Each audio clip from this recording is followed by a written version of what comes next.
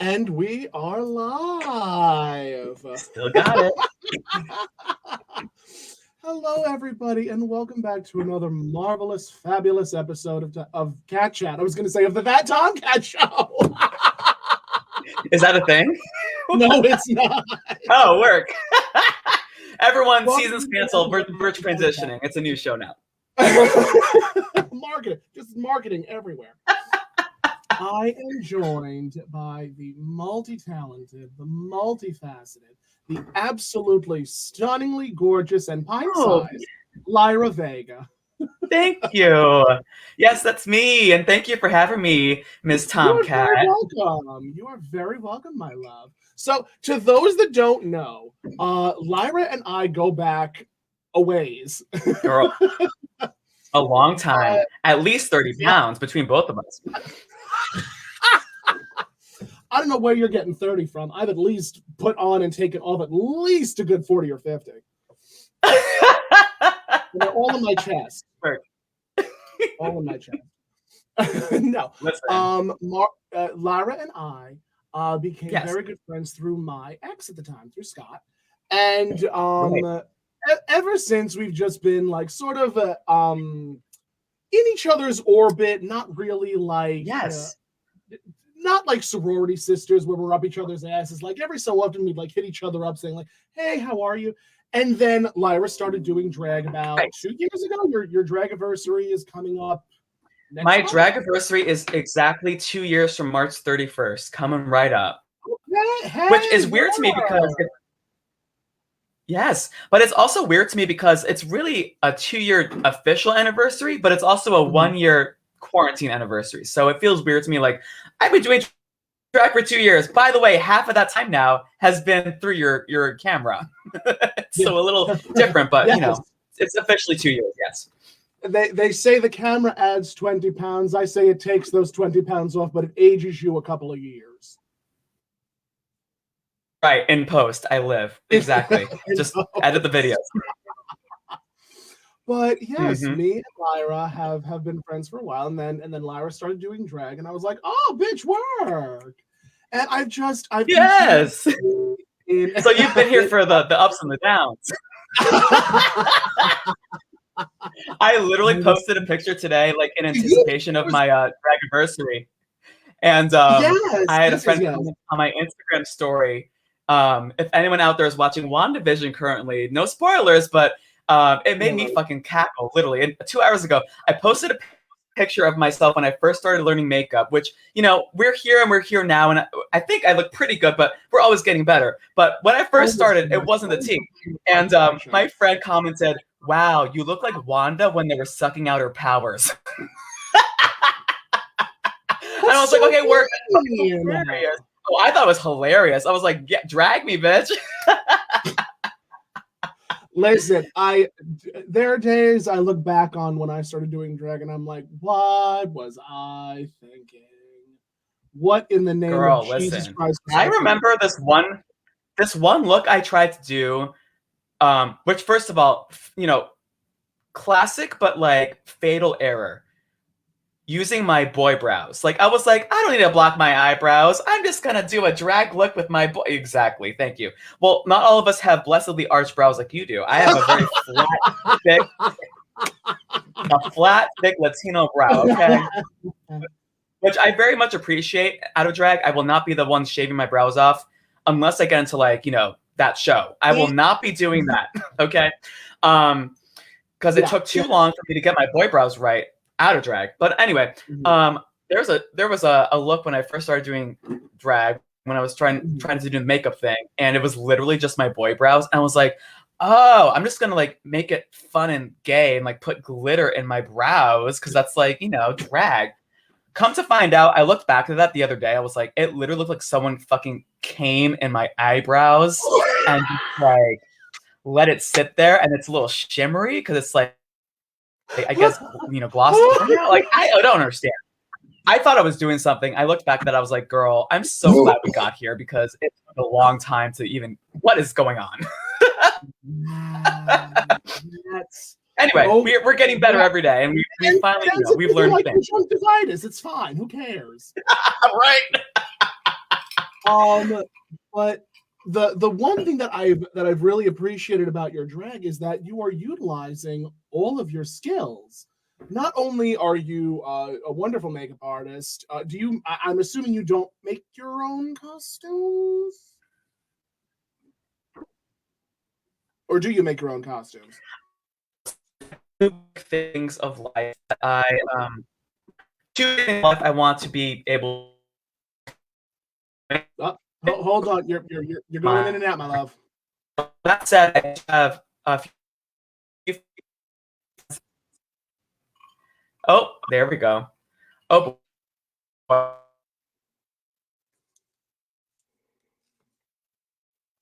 Oh dear. Okay.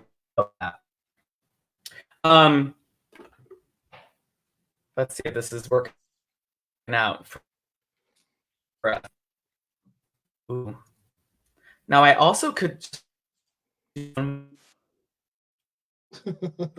Please stand. Ooh, the tea about live performances on. Yeah, I mean this is commonplace in the drag world. Exactly. Like sometimes you just have to say, well, my internet sucks. It happens.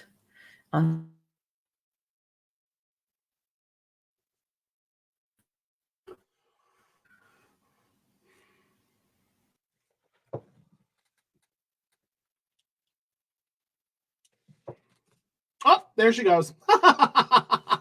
Well, to those that don't know, Lyra is a marvelous makeup artist. All right, I think we're making this work. We're making this work. Hold on. We're making it work. Allow.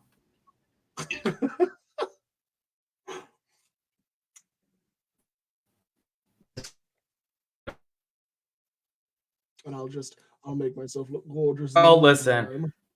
I have such a terrific head start.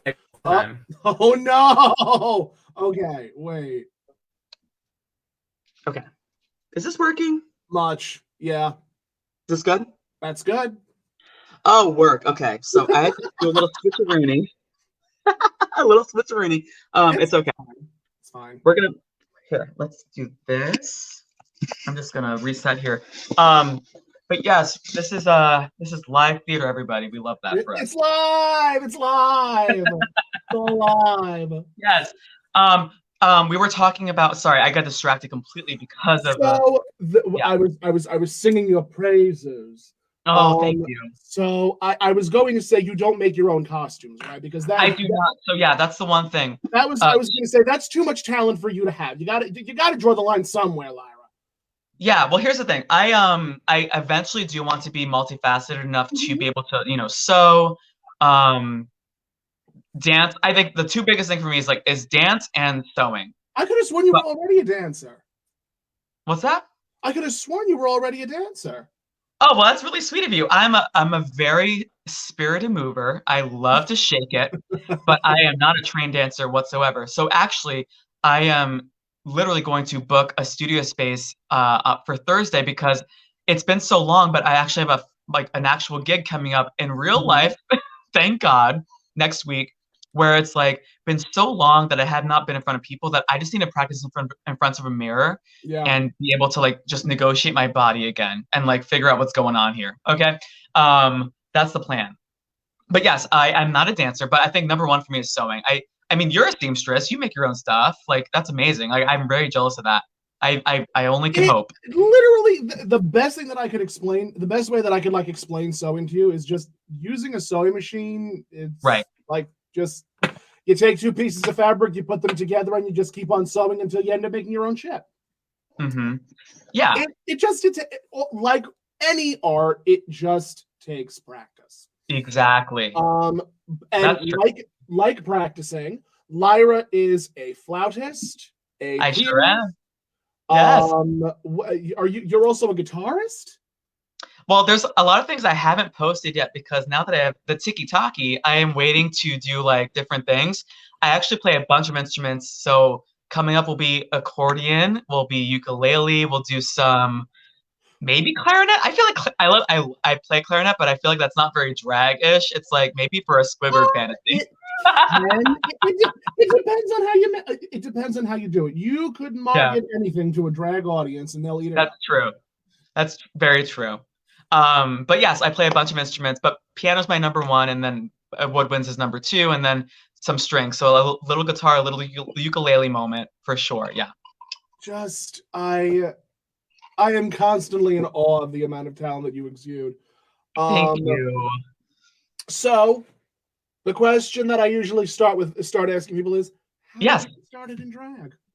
That's a great question, and I think I have a great answer. Hopefully you guys can be the judge of that. So honestly, I did not get into drag until 3 years ago. Yeah. And 3 years ago, what happened was I was teaching full-time high school at the time. I was a full-time high school music teacher at the time. And one of my students, all right, I should actually let me rewind. All right, we'll go back to that.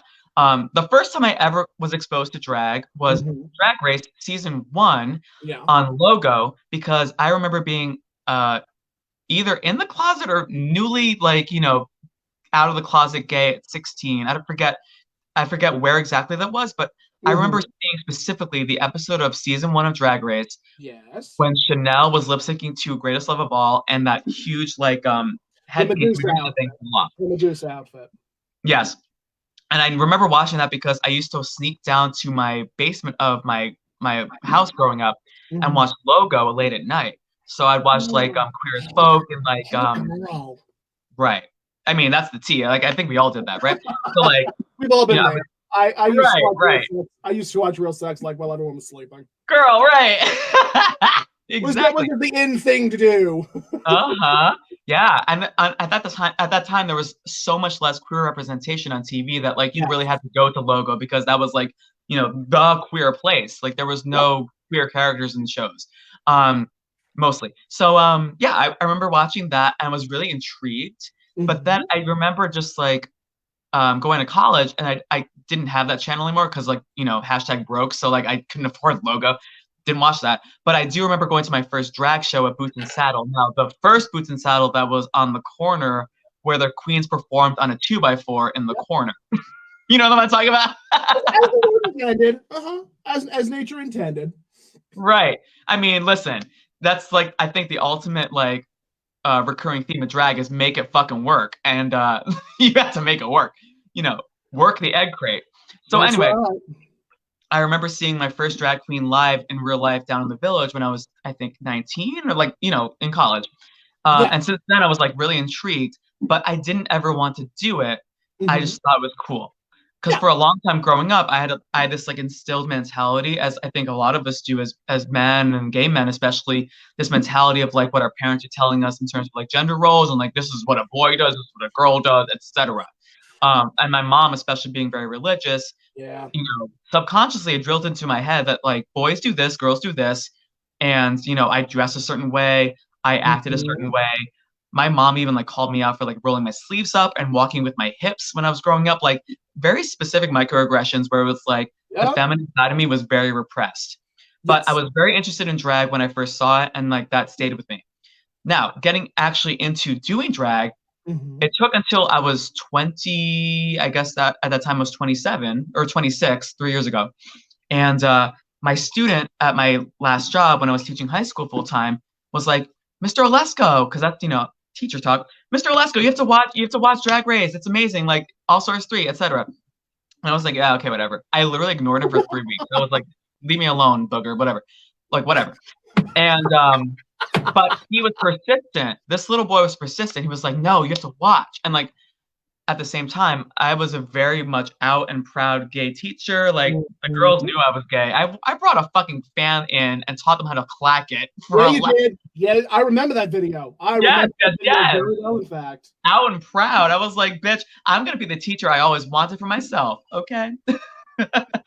But so he was like, you gotta just watch Drag Race, please. So I ended up watching All Stars 3, and that's what really turned me around again. I was like, oh my God, this is literally theater. Because this whole time, I've always been a theater person. You know, before coming out, after coming out, before doing drag, now doing drag, I've always been a musician who loves to play me a good musical theater score and perform and all that shit. You're you're also a singer. You're also a professionally trained singer. Yes. Yeah. Well, not professionally trained, but you know, we're making it work.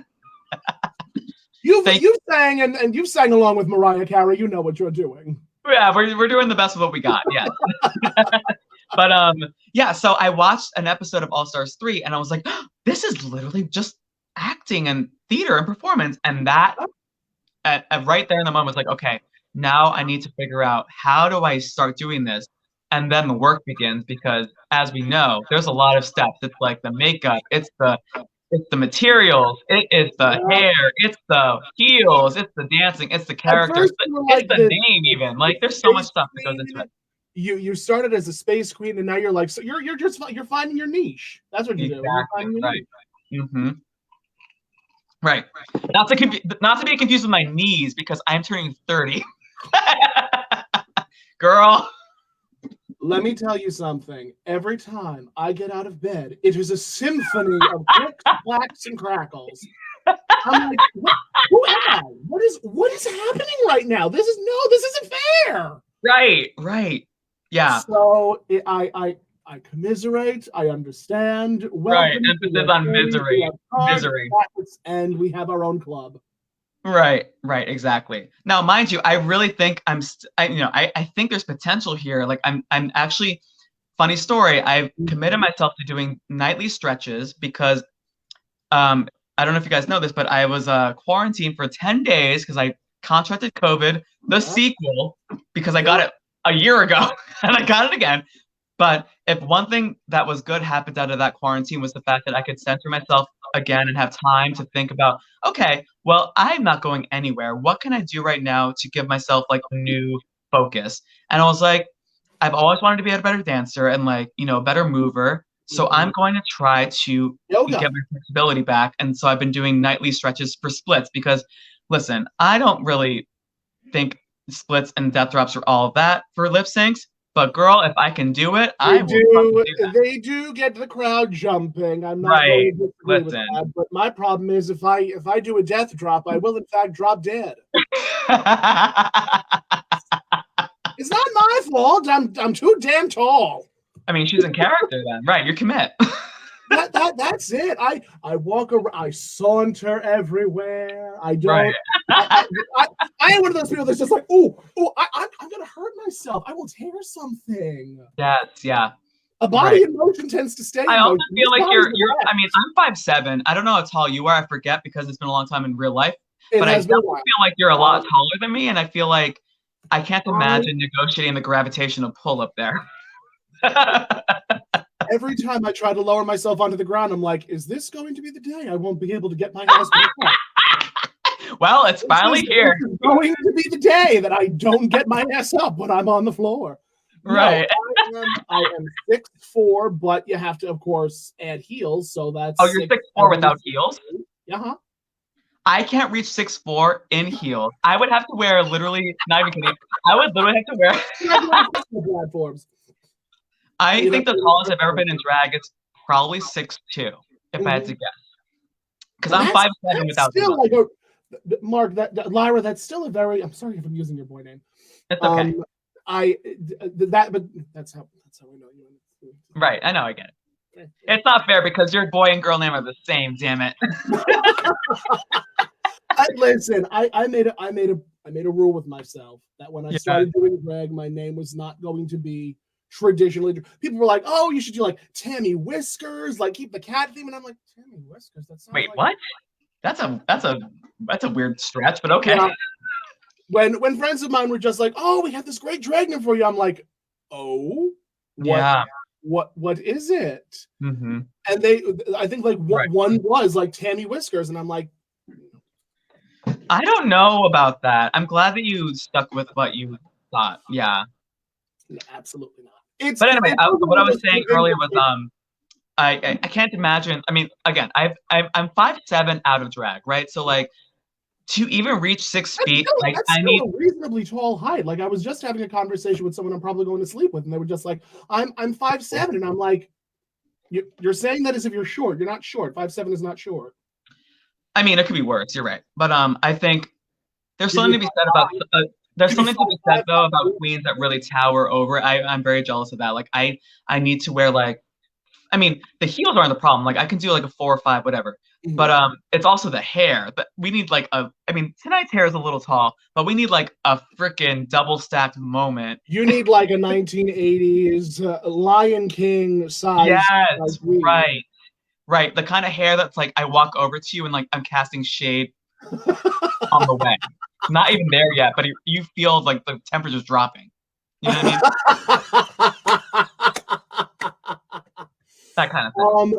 If I tell you, I knew that I was it was so funny. I was at a convention where Dax was at. I don't know if you're familiar with Dax exclamation. Dax exclamation point, yes. And I by the way, has so much potential. And the people that watch Drag Race think that's like, oh, just a loser queen that lost. Oh no. Follow her online. See what she does. The bitch is talented. Like I give her a lot of credit. Yeah. But I was standing next to her. Now, mind you, I'm in heels, but Dax was in like platformed heels. And I'm standing next to her and I'm like, am I short? Is that what's happening? Wait, she was taller than you? Huh?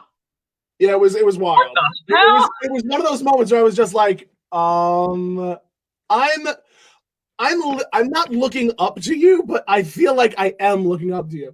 It was really one of those moments where, as a tall person, it like sort of it throws you. Yeah, because, imagine. I'm so used to being the tallest bitch in the room. The tallest bitch in the land. Right. Wow, that's crazy. Meanwhile, honestly, if I was there, I would have just been like, asking for like a new pamper because I felt like a little baby. I was like, oh, I just pooped myself. What? That's amazing. Wow, that's crazy. Yeah, it would have been eye level with our tits. Right. Can I get a signature, please? So, I'm trying to think of like where I want the conversation to go. So you started doing drag because your classmate was like adamant about you. Well, not my classmate, my student at the time. So I was teaching high school. My high school student was like, you have to watch Drag Race, get into it. I watched it and I was like, this is literally just theater and I love it. So I got into drag doing that.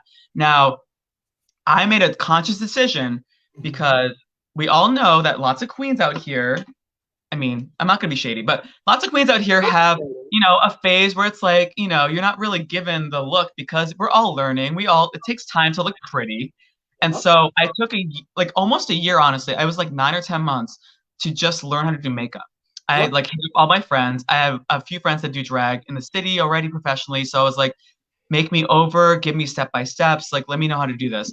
And then I just practiced on my face and did many experiments of like good and bad things, including again, like the cum on the brow moment. Like that's never going to be seen on Instagram ever again. If I can be completely and totally honest with you, I was this close to just shaving my eyebrows off when I had to do it. Because I was panicked, Lyra. I was panicked about having to do with my eyebrows because my eyebrows are incredibly thick. They're incredibly thick. Me too. Oh my god, my eyebrow, just my hair in general is literally pitch black, thick as fuck, just ornery, disrespectful, just like, country raised. Like, it just doesn't give a fuck. So, at the same time, though, like I mentioned earlier, like, it took a lot of time as my boy self to even get my actual boy eyebrows in check. So I was like, I will not be shaving anything off because it took me so much effort to even get the unibrow out of the fucking picture, okay? I mean, there's always going to be that argument of like, oh, well, shaving your eyebrows means that you don't have to worry about the extra steps. Right. It's just this constant back and forth. And it's like, why are we arguing over fucking eyebrows? Because we're gay. We fucking care about every little detail for no reason. Nonsense. We find everything to argue. Listen, gay people love to argue about the most minute fucking things that make no sense to anyone else. Like, no one even cares. And it's like, but I think this shimmer is cuter. Like, stop. That's all I have to say. That faces that I made. Yeah. No, but I agree with you. I think, you're Italian, right? Is that correct? No, not me. I'm not Italian. Oh, it's just a lace front. Don't worry about that. That's a lace front chest hair moment. Don't worry about that. It's part of it's the character. Screaming. It's a lace front. Imagine. One of my friend Hector actually said, "Do you have like a breastplate?" And I'm like, "They don't make them in my size." I'll end up breaking the latex. Jesus Christ. That's hilarious. I live. So my question to you is, how many layers of glue do you put on? Like, what is your process? Well, there's actually one question I want to ask before this, but I want to know your process. Okay, so here's a fun detail. The process is continuing because I'm still finding like what works best for me, right? Yes. Actually, no, you know what? I know what works best for me. Like, even with most, like with just we continue to improve upon what we already have. Yeah. Well, I think honestly, like not even trying to be funny, if you're a new queen out here that's trying to figure out negotiate your glue to like, eyebrow ratio, wear bangs. Like honestly, just wear fucking bangs. That part. Just get a fucking nice cheap ass wig, a little bob with bangs, pin that shit down for Jesus, go out to the fucking open call.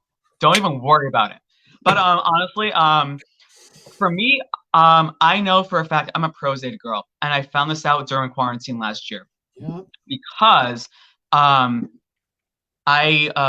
for a long time did the Elmer's glue stick, and honestly, right now is all Elmer's because I know that I'm not moving, I know I'm not gonna sweat unless you put me on some weird like hot seat asking me some weird ass questions. I'm not gonna be profusely sweating.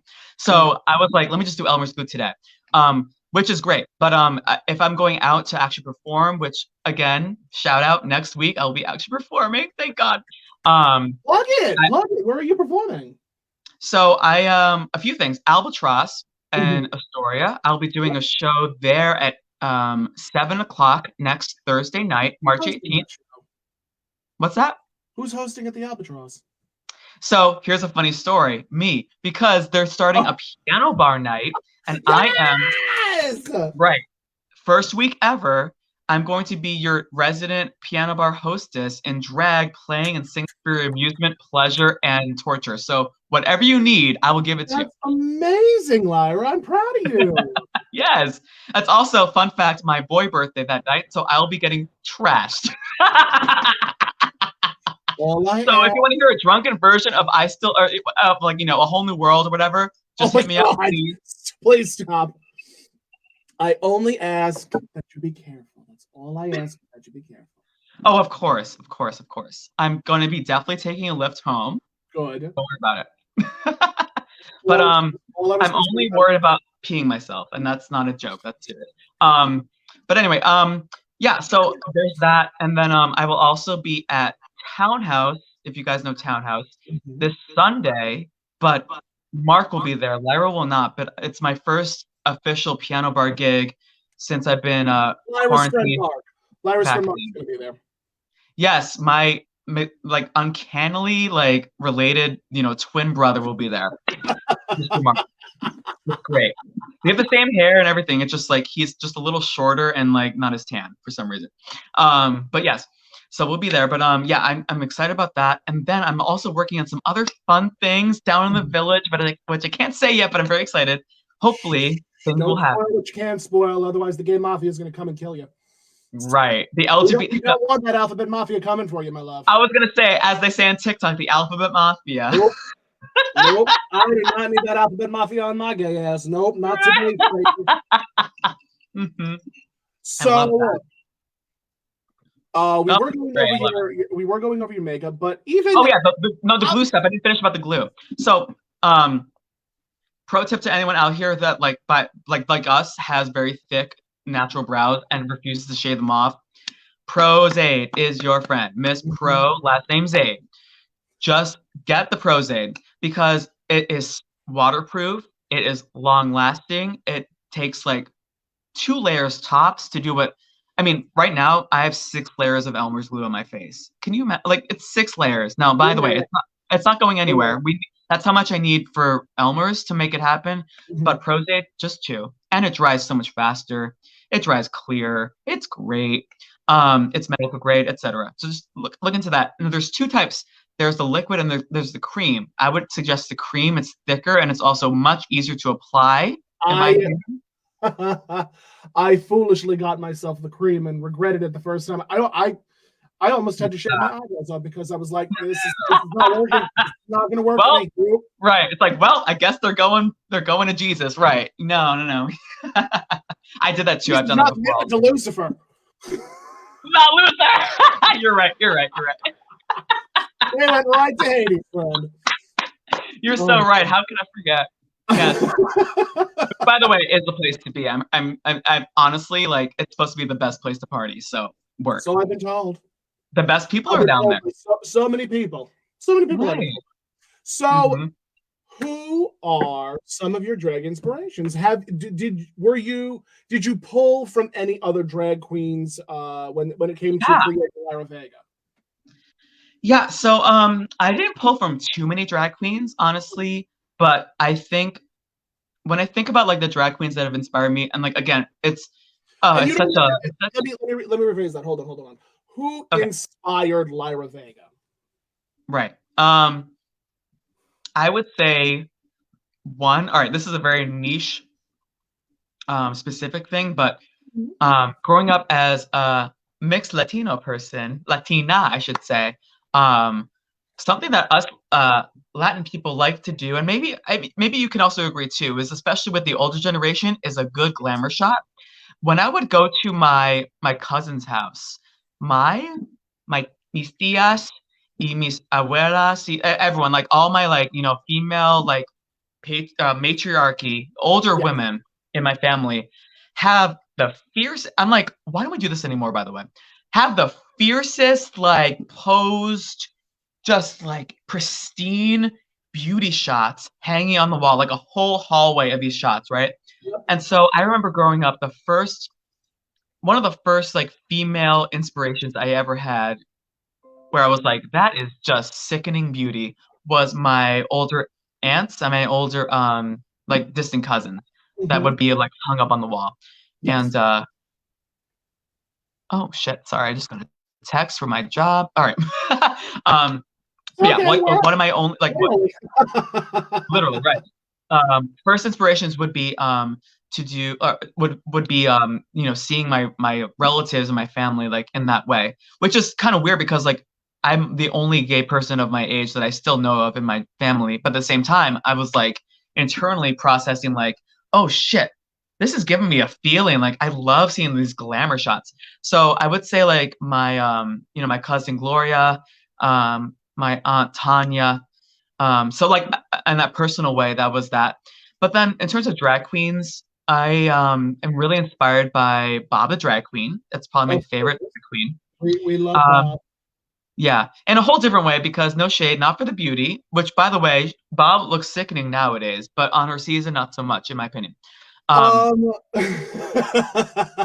Bob has improved, yes. Yes, but honestly, I'm of the mindset where it's like, who cares how beautiful you are? Because if you can perform, ooh, girl, that's what I'm here for.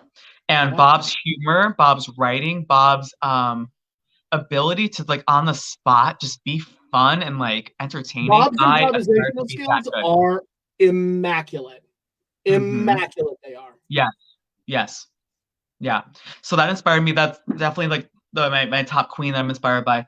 But I'm also inspired by Valentina on a whole different way of always being poised and also just being kind of in a fantasy when I'm in drag. Because like I like being a little delusional when I'm in drag, if that makes sense. You know what I mean? Like I like being like that bitch, being like, you know what? We do this shit on purpose. Please. It's a pain in the padded ass. Right. Robin Williams had it right, man. Right. So that is marvelous, and I can agree. I can definitely agree.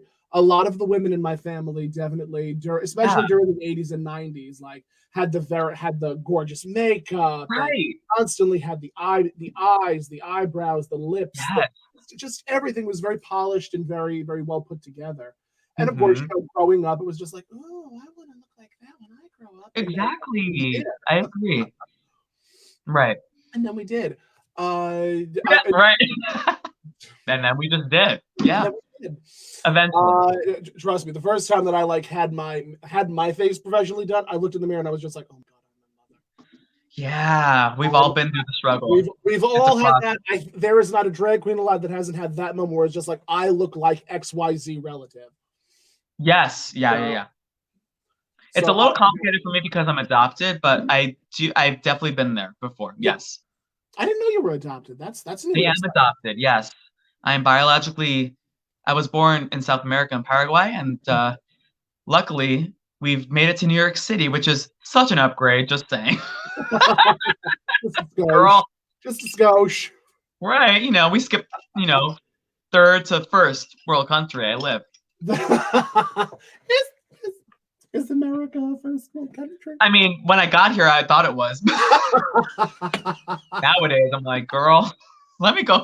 Let me figure it out. When we got here, it was fine. Now it's just like, yes, exactly. Now it's like, well, where's my refund? That's not what I asked for. I guess my next question is, what made you? What led you to become sort of this performer where you learned all of these instrumentals, you learned how to perform, you learned how to sing, you learned how to play, so on and so forth. What led you to that point? Yeah, well, I'm just always a natural performer.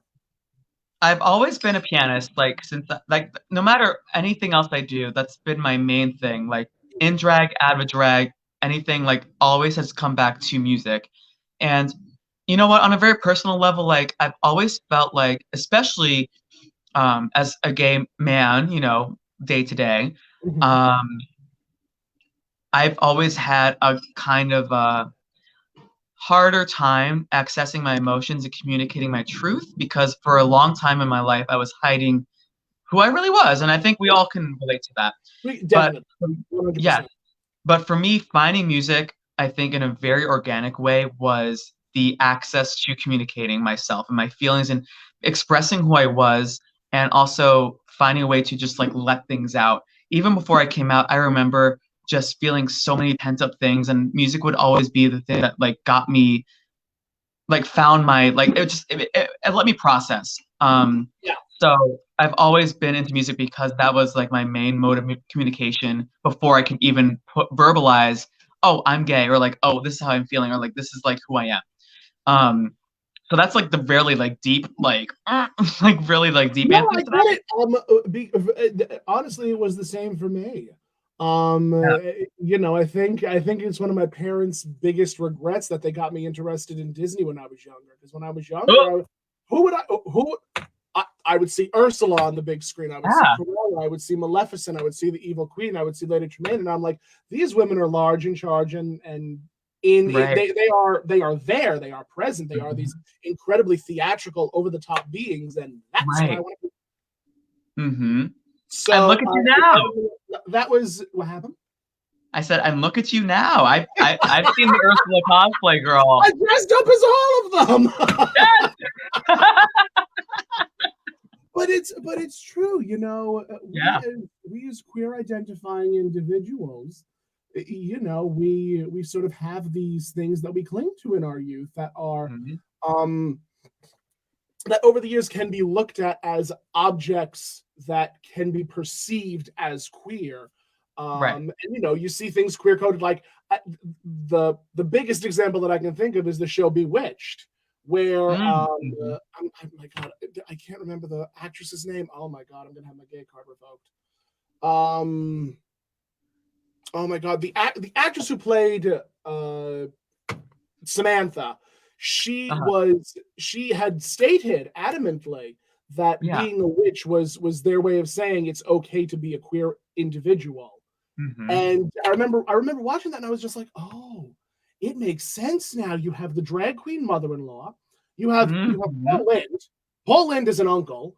It's so interesting to see the sort of evolution of queerness in media, and from Bewitched in the 60s to all the way to Will and Grace in the 90s, and Noah's Ark. I'm trying to think of like other Looking. There was Looking. Love. Queer Folk. Queer Folk was big. I think nowadays it's like, I mean, I I'm just so happy that like we've come to a point where there's so much more representation, where these kids are growing up with so many heroes. Yeah, and also like there's so much less, in my opinion, like less of like a specific like role you have to play as a gay person. Like, you know, when we were growing up, like gay people were very specifically certain things in media and mostly comic relief, to be quite honest. Yes, correct. I also feel that specifically in the late 80s, early 90s, there was definitely a lot of fear. Mm-hmm. There was a lot of fear surrounding gay people, especially because it was like the height of the AIDS epidemic. Right. And you know, it's not to derail the conversation a little bit, but it is important that we have these conversations. Look at the pandemic that we're in right now. Yeah. And look at the Puerto Vallarta gays. Girl, we could talk about all that kind of stuff for like a minute. Oh, wow. There's so much happening in gay culture right now. Yes. So it's definitely interesting to see the sort of evolution of queerness. And when you take into consideration that drag has been an art form for literal millennia, it's definitely interesting to see that continued evolution. Mm-hmm. And I'm very excited to see what happens in the next 10 years, honestly. I hope I'm there to see it. Right. I'm also curious because thank you, Emma. I was reading the comments. Oh yeah, so I can't see any comments. If there's anything cool, like let me know. Can you click on the comments? Do you have that option on your screen? I don't. Hold on. Well, here's what we're gonna do. I'm going to. So this started at 8:38. This was LaBelle. Hi LaBelle. Oh, I love Miss LaBelle. We did a one-off gig in person together with Miss Coco Taylor hosting a rock bar. I think. I love it, like a year or 2 years ago. Stand Miss Coco Taylor. Yes, and that was again before quarantine, so I was like not even a year into my drag, and now here we are. Drag has always been theatrical before it was a gay thing. Yes, yeah. Mm-hmm. No one said that gay men own drag. Just saying, that's another big thing. Drag is an art form. It's not owned by gay men. It's not owned by. Don't tell the white gays that. Do not tell the white. Girl. Don't tell the white drag queens that. Right. No, correction. Don't tell the white gay drag queens that feel they are entitled to drag. Yeah. No one is entitled to drag. Drag is like any other art. No one is entitled to it. Of course, yeah. Keisha, my darling Keisha, put the two crying faces. Oh, hey, Keisha. She's just living over there. I love that. Let her live. Can't do bigger hair myself. That's a journey for everyone. I think everyone needs to know the proportions. Like I have a small head, so like I like medium hair, but I can't do like a huge thing, or else it looks like my hair is on my scalp. Honestly, honest and for true, I get terrified of wearing big hair because I'm already so tall. Do I need to really be a monster here? I'm tall. My breasts are big enough for all of us. It's fine. Right. Choose your battles. Exactly. Correct. In fact. Right. With this wig and my breasts, I could easily be Big Ange. It's fine. Oh, rest in peace. Oh. Yeah, I was honest to God, I was very sad when she passed. I was very sad when she passed. I'm dead. Lace front. Oh, this is from a while ago, I think. Yeah, this is a while ago. But yes, I agree. It's hard, wearing a lace front for anything. Birthday cousins. Oh my God, yes, I'm a Pisces, March 18th. Wait, birthday cousins? What does that mean? I think that means that are we just like the same sign? What does that mean? I think birthday cousins just means that you're both born like around the same month. Around the same month. Okay, yeah. We're probably March Pisces babies, which I love. I have so many Pisces friends out of nowhere. Like it was not on purpose, but I think we just attract similar signs. I literally have said happy birthday to someone every day this month. Just saying. Like I'm like, oh my God, another Pisces friend. Work. You are a better woman than I am. I had to stop sending birthday greetings. I had to. I don't know if you remember, but years ago I used to like sing to. Oh, I can't do the Facebook thing though. I can't do the Facebook. It's mostly because like I reply to people's stories.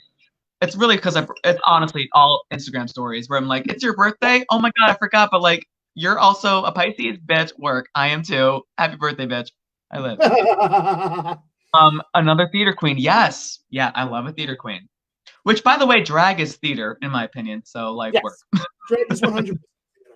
Anybody who says that drag isn't theater is wrong. Right. Samantha and Endora. Oh, okay. I don't know what that means. Elizabeth Montgomery. Okay. LaBelle also said I Dream of Jeannie was another big inspiration for, I think, was another coded show. True. Yeah. I feel like this wig is very I Dream of Jeannie, but in black. Yes. Like, literally. It's her cousin. There we go. It was I Dream of Jeannie's cousin, the evil I one. Dream of You know, during the 60s, if you had to like just a plot point, it was a plot point that they made a character that was the evil cousin. So LaBelle was saying that you guys performed last year. So yes, last year. That's right. Where was your first performance? You said what was it? You said Boots and Saddle was the first time you performed. So the first time I saw drag was at Boots and Saddle. The first performance I ever had was at Uncle Charlie's, which is what I consider my home bar because that's where I play piano. Hold on, wait. I'm at my piano right now, so like I'll give you a little sound effect. Okay. All right, so when I played piano every Saturday, and nowadays, I don't know what's going on, but yes, back in the day, I used to play at Uncle Charlie's every Saturday, and I had the good fortune of getting a monthly show there in drag on the last week of every month. Mm-hmm. And so I was like, okay, great, I'm going to use this as my my jumping pad or whatever. So my first drag show was March 31st, 2019. And from then I played for a whole year straight till March 2020, just doing my thing. And that was my first drag performance, yeah. And that night we got really drunk and high on gummies, and it was amazing. And I did a great version of My Funny Valentine. Work. It was amazing. That's all you can ask for, right? Yeah, truly, that's literally all you can ask for. Okay, a jazz standard and being high as hell. That's really what happened, though.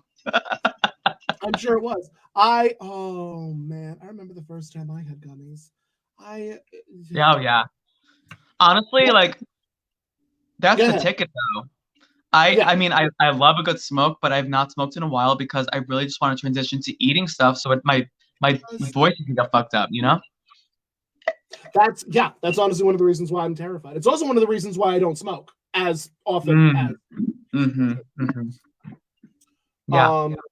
Because as almost every month, once a month, I usually play a Julie Andrews song, and I'm like, I'm going up the scale, and each time I do it, it gets harder and harder to do it.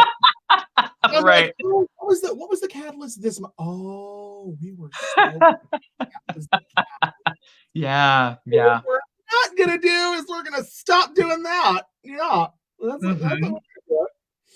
And also, being a singer, being a performer, you want to have your voice in constant check. You want to make sure that you're able to perform and you're able to project, not constantly sounding like you swallowed a frog.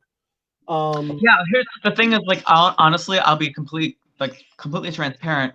For a long time in quarantine, I was just buying vodka by like the handle, and for a long time, my throat and my voice was just completely dried up, like Sahara realness, just like done.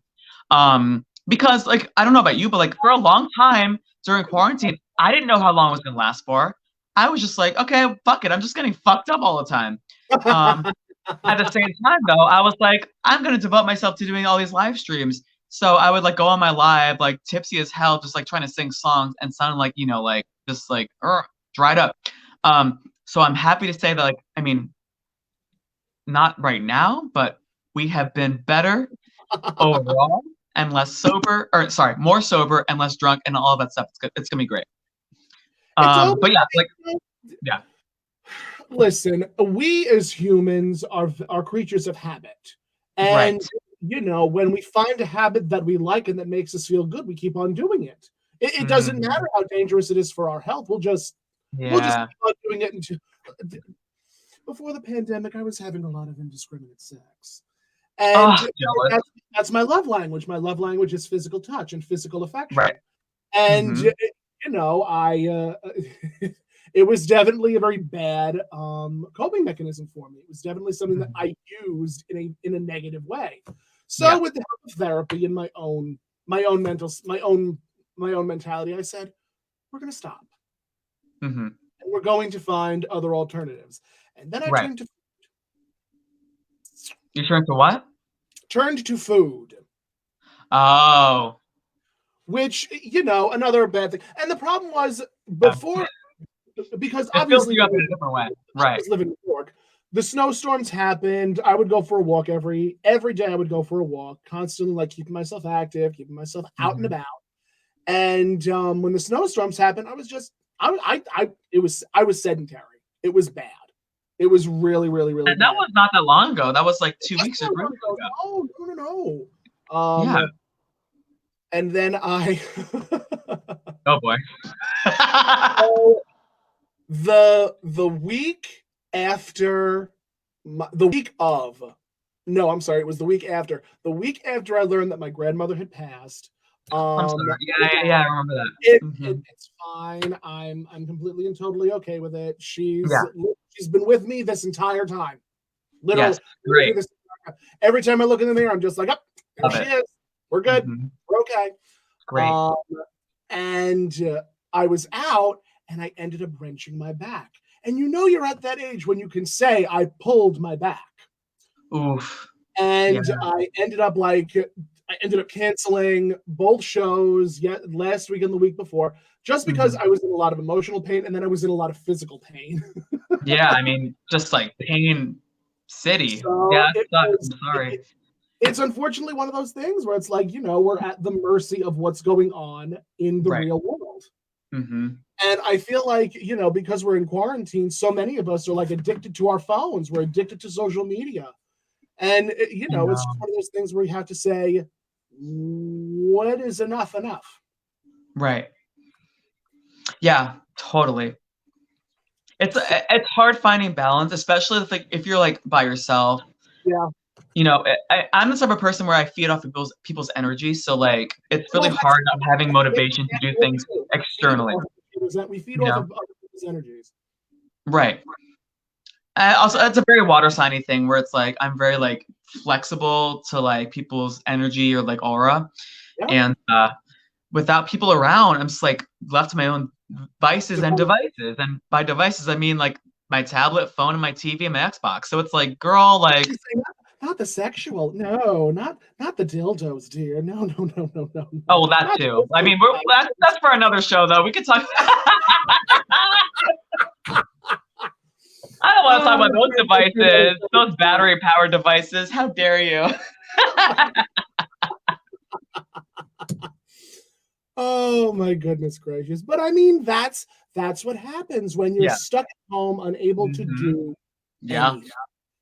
And it's really one of those things. I am grateful that I can go to my cousin's house and actually say I'm going somewhere. Because even before the pandemic, I was going to my cousin's house at least once a week. And it's comfortable. When you surround yourself with like-minded individuals and you have open, honest conversations, it only breeds more positivity and a better mental outlook.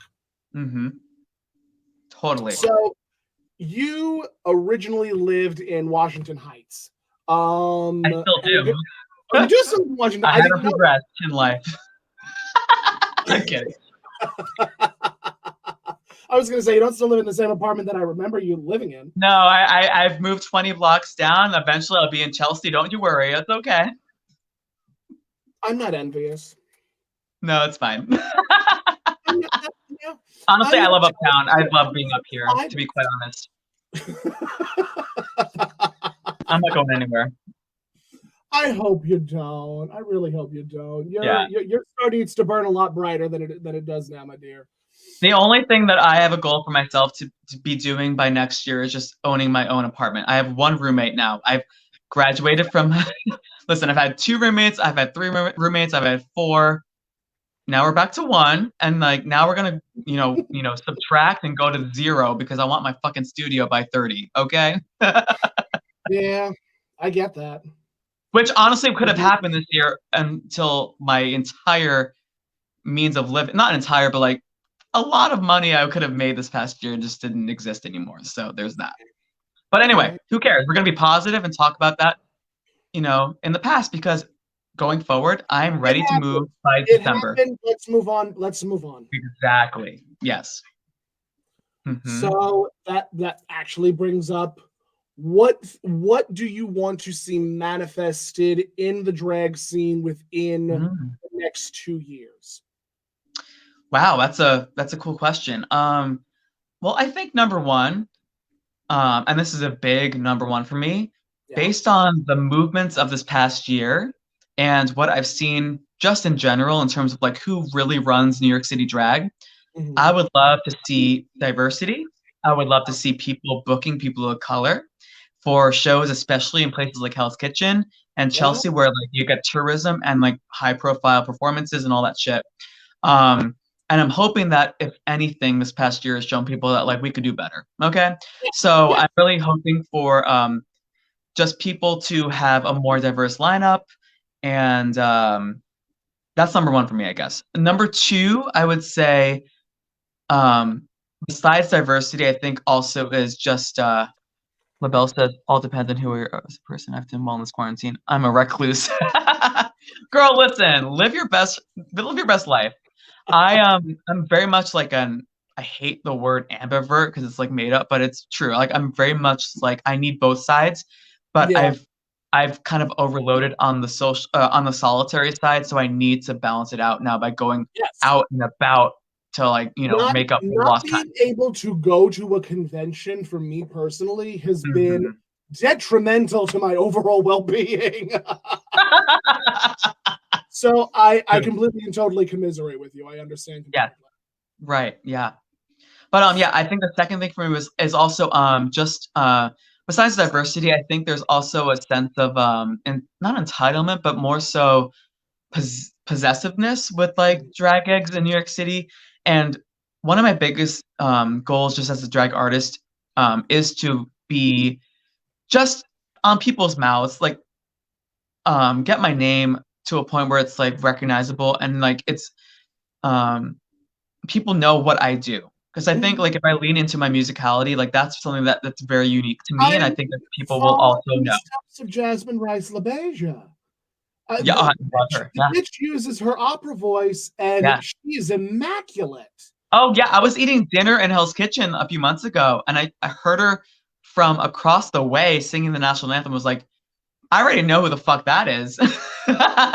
She's very unique. I love that. She's a goddess among mere mortals. Yeah. And I definitely see the same thing for you as long as you keep on doing what you're doing. Yeah, I'm trying to. Exactly. Again, you're finding out who Lyra Vega is. Right. You're finding out sort of where you want this character to take you. Exactly. And you're going to reap a lot of rewards for it because you have so much in your arsenal. Right. You have so much in your arsenal already. That's the goal, yes. And that's why I picked my name, because I wanted I think like I want my aesthetic to not really scream alien, but just like scream space reference here and there. Like for instance, like this fabric that I got from somebody. For me, it's like surface of the sun, just like burning up kind of moment. But I also want like people to like maybe like just like dig a little deeper, because like I mean I love a good punny drag name, I do, but my name is not a pun, but it's just a reference to the fact that like it's a constellation, but that's also a harp. So it's like this space meets music moment. As long as like I'm doing space or music at any given time as a drag artist, I feel like I'm living up to my name personally. But it takes time to like get people to like buy into that. Rome was not built in a day. True. And it's It's really one of those interesting things because, you know, most of the drag queens that are on RuPaul's Drag Race are New York queens. So, yeah. You know, finding place and time for a gig is very challenging. Yeah, and that's what I said. Like to myself, I was like, I think getting recognized and big in New York City alone is not a lifelong journey, because hopefully it won't be, but it's definitely its own specific goal for me that I'm only going to focus on. Because everyone's all like, you do drag now, so when are you going to audition for Drag Race? I'm like, girl, listen, I'm focused on right here, right now in New York. Put on a pair of false lashes. People are just like, when you gonna go on Drag Race?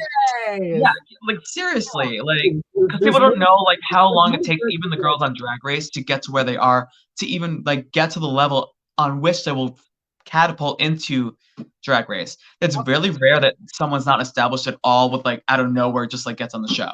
Like I want to be like established and get big here, you know. And like this whole COVID thing for the last year has been a little a fun development, but you know, we're gonna work through it, you know. Yep. Yeah. No, I completely and totally agree with you. One of the things that I told myself was, when so many people are just like, get on Drag Race, it's like, I only have maybe tops 5 costumes.